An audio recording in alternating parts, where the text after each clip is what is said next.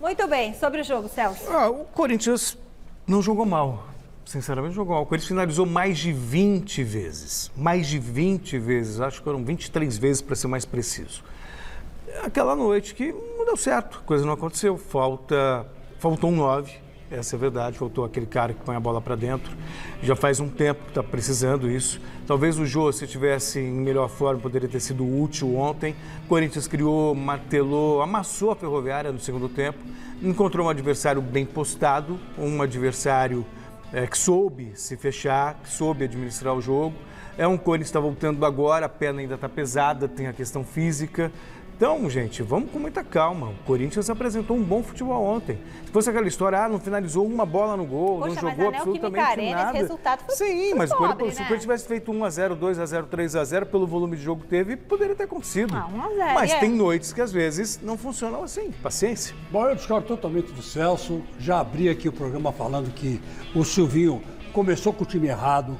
Não tinha que colocar Duqueiroz, não tinha que colocar Mantuan, de jeito nenhum. Já devia ter começado com o time que ele terminou o jogo, GP aberto pela ponta, com o Renato Augusto jogando de primeiro volante, o Paulinho enfiado lá na frente, sabe? Não devia ter jogado com o Mantuan. Mantuan não fez diferença nenhuma, é um garoto ainda. Esse Duqueiroz é outro garoto, eles vão ser úteis. Serão úteis, evidentemente, durante a temporada, mas não começando com a responsabilidade de fazer esse Corinthians marcar. É impressionante. O Silvinho ontem perdeu a chance de colocar os 5 grandes nomes do Corinthians em campo. Porque quando ele colocou o Paulinho, já tinha tirado o William. Então, quer dizer que se o William estivesse e o Paulinho estivesse na área, com certeza o Paulinho teria feito um gol. Eu sou de uma época, e admirei grandes treinadores, que quando tinha um jogador desse naipe do Paulinho, começava o jogo com ele. A hora que ele cansava, tirava e colocava um outro. Mas começava com ele, porque ele é um cara que decide, é um cara que resolve. A hora que ele cansou, que está fora de forma mesmo, ia cansar, tirava e pronto. Mas não, o Silvinho começou tudo errado. Aí tentou consertar no segundo tempo, a Ferroviária se trancou inteira, essa Ferroviária vai apanhar mais do que cachorro em dia de mudança, de todo mundo, e o Corinthians deixou escapar ontem 2 pontos que podem ser preciosos. E vou dizer uma coisa para você, tem uma imagem aí? Eu pedi para separar. Gente do céu, o Renato Augusto, no primeiro tempo, o Renato Augusto chegou no Silvinho e falou para ele, o Mantuan não está cumprindo a função que nós combinamos. E mostrou. Tem essa imagem? Por favor, põe aí. Se tiver, eu pedi para separar, não sei se tem. Não. Agora, ó. Aí, olha aí. Ele conversou com o Silvinho. Olha, Silvinho, é assim, cara. Mas como você sabe que ele falou isso? Porque, ó, ele tá fazendo com os dedos, ó. Enfia os dois ali. Não tem ninguém enfiado lá. É o Silvinho dando a dica para ele. Não, senhor. É ele dando a dica pro Silvinho. Quer dizer, você sabe o que vai acontecer? Ele vai fazer isso aí mais umas 3, 4 vezes. Na 5ª vez, ele muda o time dentro de campo e não dá bola pro técnico, como todo grande treinador faz. É isso que vai acontecer, porque o Silvinho não entende tanto de futebol quanto o Renato Augusto. Como todo grande jogador faz, é o que você quer falar? Todo jogador faz. O grande jogador é assim. Ele tem um limite com o treinador. Você falou ele treinador. Tem um limite. Nós vamos entrevistar um agora aqui, que vai entrar daqui a pouco, que era um bolão em campo. Era o Zico da época aqui, era o Zico de Paulista, queria só fazer, São Paulo. Só queria fazer até um respeito à Ferroviária. Bom trabalho do Elano. Parabéns, Elano. Do Elano. Vai apanhar que nem cachorro em dia de mudança. A Ferroviária não perde desde junho do ano passado. Aí, Chicão, não perde. Desde junho do ano passado a Ferroviária não perde. Vai perder, não tem time, não tem ataque. É só um time que joga na retranca, bota os 11 dentro do gol. Contato direto no Parque São Jorge, mas antes, você que está em casa, manda sua pergunta para o Muricy Ramalho pelo WhatsApp que a gente vai colocar aqui no ar. 11 99479 1633. Pergunta para o Muricy Ramalho que vai falar com a gente ao vivo. E se você fizer pergunta para o Muricy, você pode ganhar a caneca, tá bom? Pode ser que ganhe, pergunta for boa, tá? Vamos lá. Jonas Campos está lá no Parque São Jorge, traz informações do Corinthians. Boa noite, Jonas. Dá para dizer que a estreia do Paulinho foi o ponto alto do Timão ontem?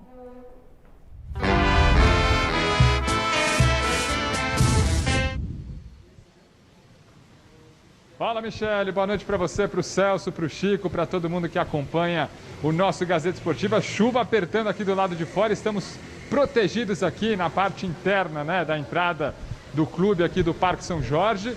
E sim, viu, Michele, né? Ainda mais considerando um jogo sem gols, né, em termos de resultado. Uma estreia frustrante do Corinthians, mas o Paulinho certamente o ponto alto, né? Não só pelo fato de ser a reestreia de um ídolo, mas pela participação do Paulinho, principalmente nas ações ofensivas. Impressionou demais como o Paulinho participou ofensivamente do jogo, mesmo ainda sem ritmo, né? Sem praticamente jogar na última temporada, no último ano. Entrou e liderou, inclusive, os números ofensivos do jogo. Foi o cara na partida toda, incluindo atletas do Corinthians e da Ferroviária, que mais finalizou. A gente coloca aí os números na tela.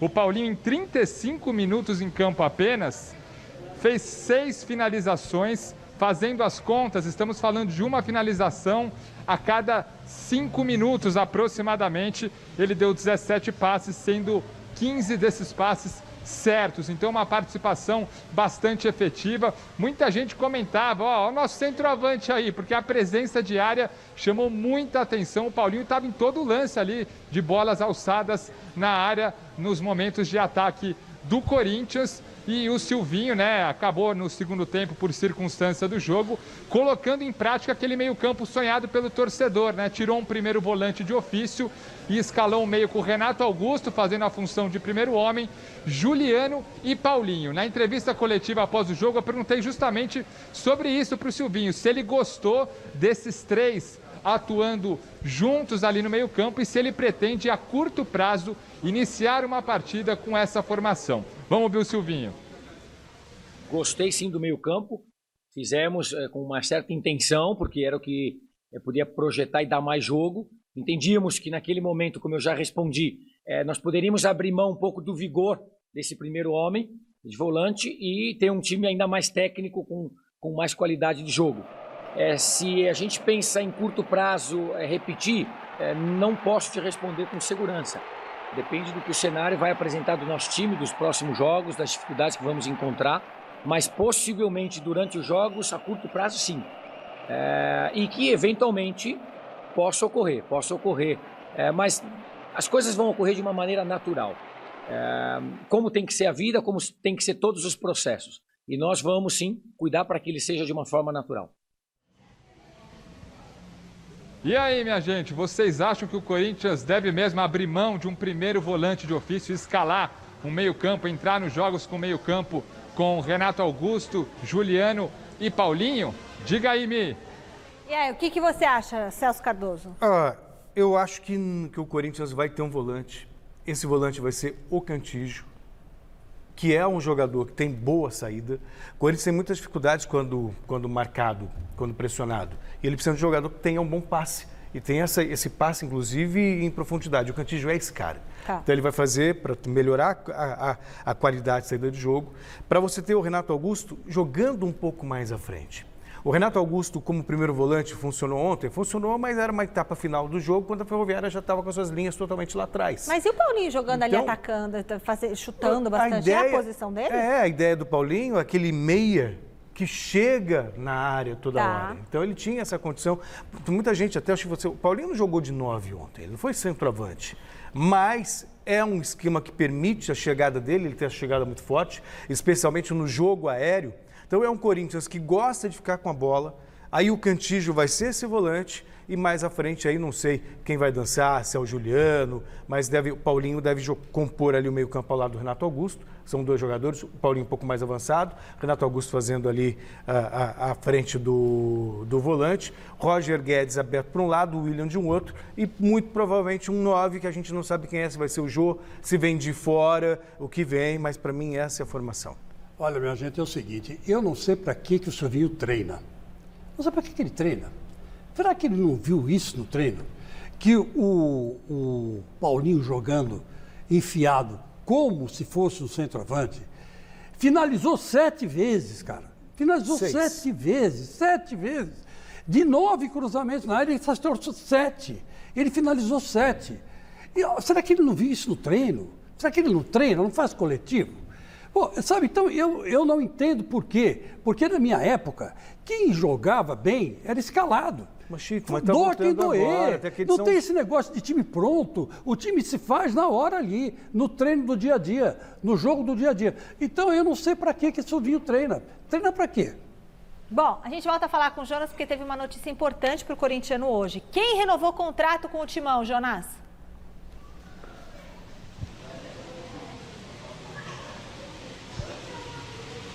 Pois é, Michele, zagueiro Gil, 34 anos, que na última temporada, inclusive, foi o jogador de linha que mais disputou partidas pelo Corinthians, 50 jogos. O Gil renovou o contrato dele até o fim de 2023, seguindo os passos de Cássio e Fagner, né? Esses dois renovaram até o fim de 2024, mas o Gil, líder veterano, é mais um com contrato renovado no Corinthians, eu repito, até o fim de 2023, Michele. Muito obrigada, Jonas Campos. Olha, gostaram da renovação do Gil? Para mim, inclusive, sem surpresa. Ele quase fez um gol no final do jogo, né? A bola sobrou para ele ali, na entrada dele ele bateu, e o goleiro Saulo ontem, que foi um destaque da partida, vamos falar a verdade, também foi, né? Você não pode negar, né? É fato, e acabou pegando. Mas o Gil é um grande jogador, tem muito chão pela frente ainda.